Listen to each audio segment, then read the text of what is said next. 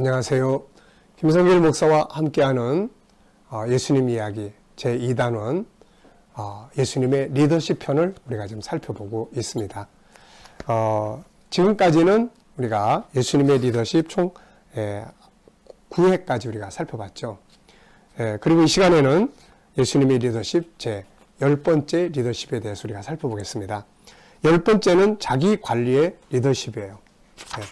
자기 관리의 리더십. 지금까지 우리가 살펴봤던 9가지의 리더십에 대해서 다시 한번 제목만 암송을 해보겠습니다. 다 외우기가 힘들면 앞에 글자만 따서 한번 해보셔도 돼요. 저도 그렇게 한번 해봤습니다. 희인 치세.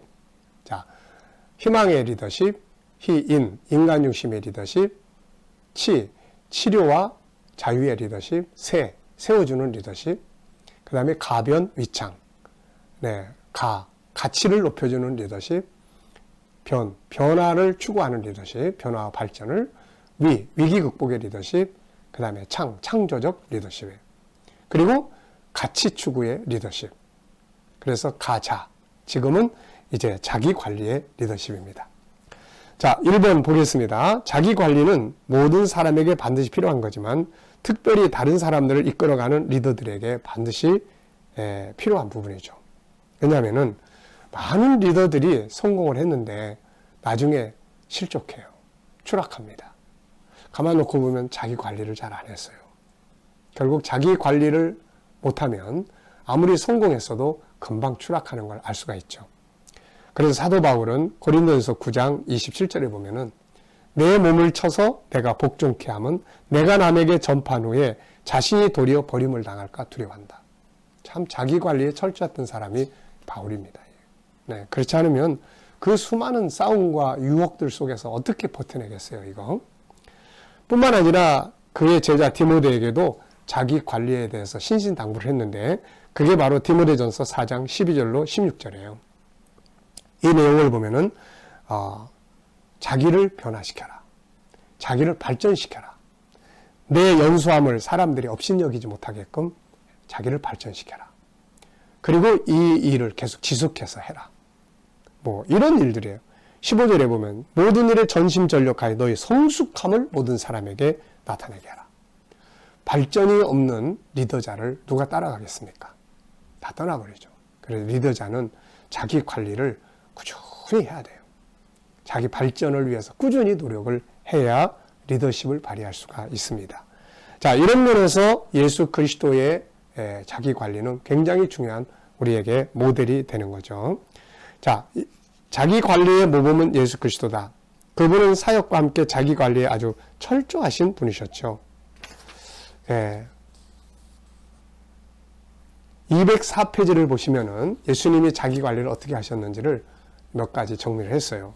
우선 하나는 스스로 연단을 받아요. 스스로 자기를 단련하는 거예요. 편안함에 안주하는 게 아니라 스스로. 그래서 마태복음 4장 1절 이하에 보면은 성령에게 이끌려 마귀에게 시험 받으러 갑니다. 시험의 광야로 가시는 거예요. 거기서 받은 시험 3가지. 이게 사실 이겨야 될 싸움이거든요. 먹는 것, 떡, 그 다음에 명예, 그 다음에 부귀 영화, 권세, 이런 거 아닙니까? 얼마나 많은 사람들이 결국 이런 못 견뎌내서 결국은 다 추락합니까? 예수님은 40일 기도하실 때 얻기 위해서 기도하신 분이 아니라 버리기 위해서 하셨어요. 이런 것들이 이 땅에서 메시아로서의 하나님의 아들로서의 자기를 지켜갈 수가 있었던 거죠. 그리고 보면은 아침 일찍 한적한 곳에서 또 가셔서 하나님과 기도를 하세요. 예수님은 참 전능하신 분인데도 불구하고 항상 아침 새벽에. 그리고 또 요한복음 6장이나 또 마태복음 14장 이런 거 보면은 예수님께서 일 끝난 다음에 2차, 3차 이런 거 아니고 산으로 가세요. 그것도 기도하시는 거죠. 하나님과 소통하면서 이런 자기 관리가 사역의 현장에서 능력으로 나타난 거죠. 자기 관리를 잘하는 사람들은 그 현장에서 능력이 나타나요. 창의력. 또 남이 갖지 못한 그런 능력들을 발휘할 수가 있는 거죠. 화술의 달인 예수라는 책을 쓴 사람의 이야기를 제가 가끔 합니다.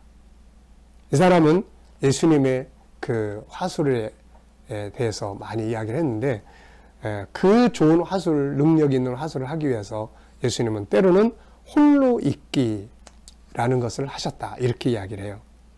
항상 군중들 속에 있는 게 아니라 자기 스스로를 홀로 딱 두시는 거죠.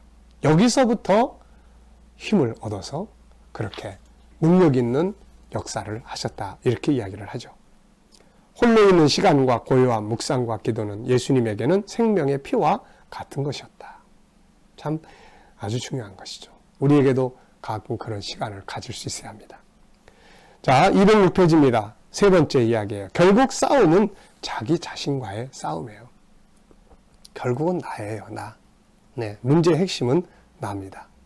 그래서 이런 이야기가 있죠. 하는 일마다 된다, 안 된다, 시비를 걸어온 거추장스러운 사람이 있었다. 가는 길이면 어김없이 나타나 발목을 잡고 속을 뒤집어 놓은 놈이 있다. 이 사람만 없다면 한번 해볼 만한데 너무 답답하도다. 가슴만 치고 있을 뿐이다. 그러던 어느 날 그 왼수 같은 놈이 번거지를 깊이 눌러쓰고 홀로 걸어가는 게 아닌가. 이 기회에 저놈을 처치해야 되겠다. 그리고 그냥 쫓아가가지고 그 번거지를 확 베끼고 후려치려는 순간 딱 보니까 이게 바로 자기 자신이었다. 그런 이야기예요. 존 맥스웰이라는 사람의 리더십의 법칙에 나오는 이야기입니다. 결국은 자기와의 싸움이에요. 자기관리란 사실 가장 중요한 싸움입니다. 외부에서 벌어지는 싸움이 문제가 아니라 내부에서의 자기관리를 위한 싸움이 핵심이에요.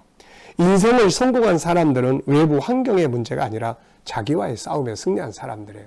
우리는 항상 핑계를 외부로 돌리잖아요. 누구 때문에, 뭐 세상이 어떻고, 뭐 사회가 어떻고. 근데 사실 아니에요. 자기와의 싸움입니다. 실패한 사람들 역시 알고 보면 외부에서 다가오는 환경의 문제가 아니고 내면에서 벌어지는 자기와의 싸움에서 실패한 사람들이에요. 솔로몬, 사울 다 자기와의 싸움이 실패했어요. 요셉 같은 사람 자기와의 싸움에서 승리하니까 환경을 바꿔놓잖아요. 대부분의 많은 사람들은 문제가 부딪혔을 때 다른 사람 탓하느라 많은 시간을 허비합니다. 그리고 상대방 탓에 마음의 고통을 받습니다.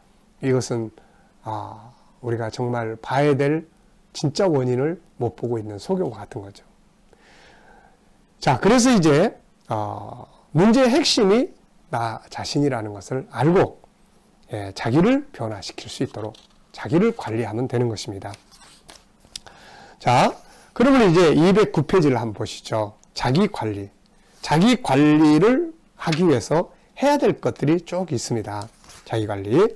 세상의 그 어떤 것도 관리하지 않는데 저절로 잘 자라는 것이 없고 제대로 돌아가는 것은 없습니다.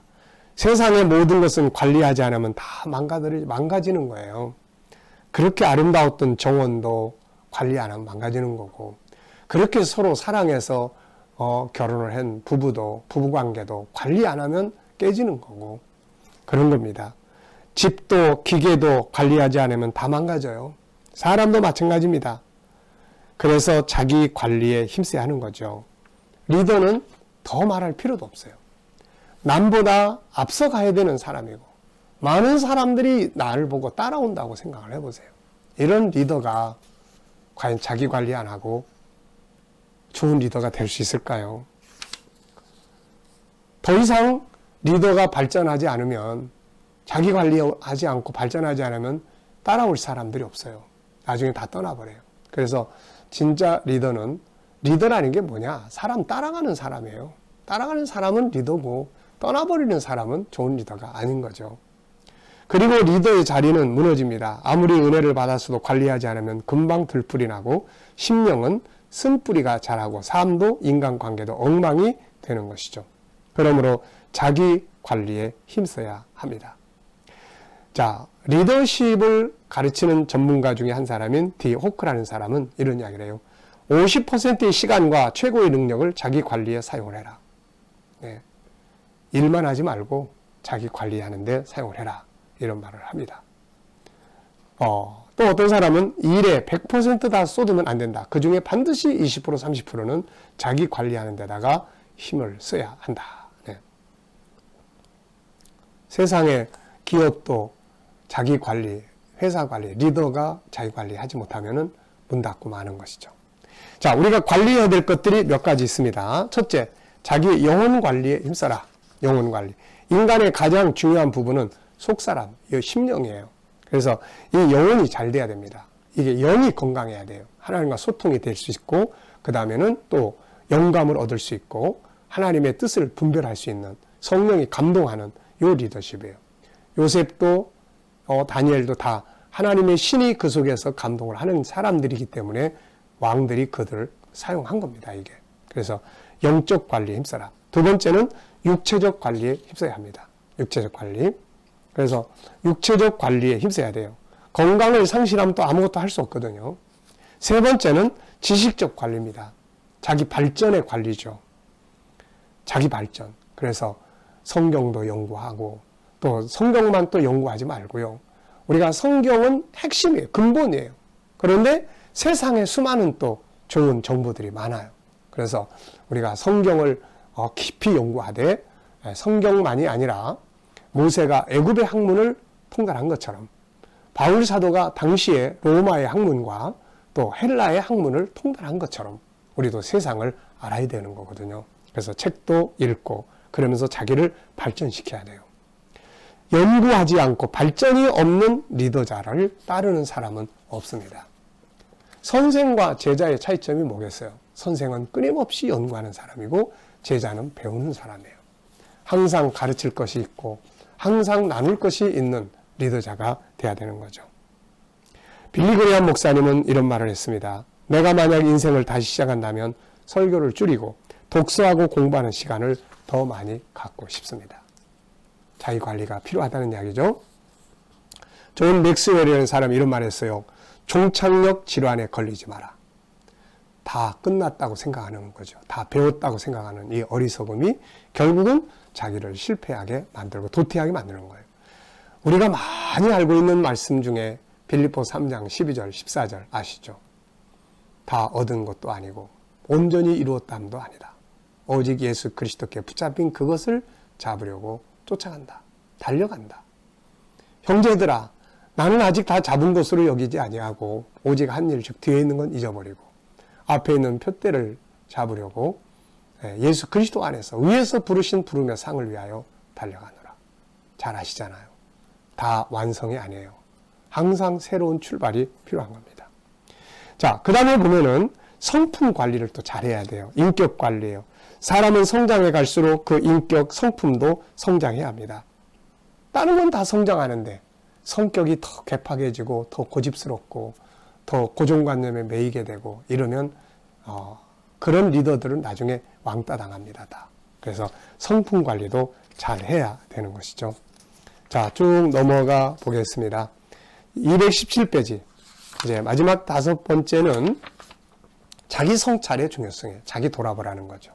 리더는 자칫 잘못하면 앞만 보고 가요. 그래서 실수할 수가 있어요.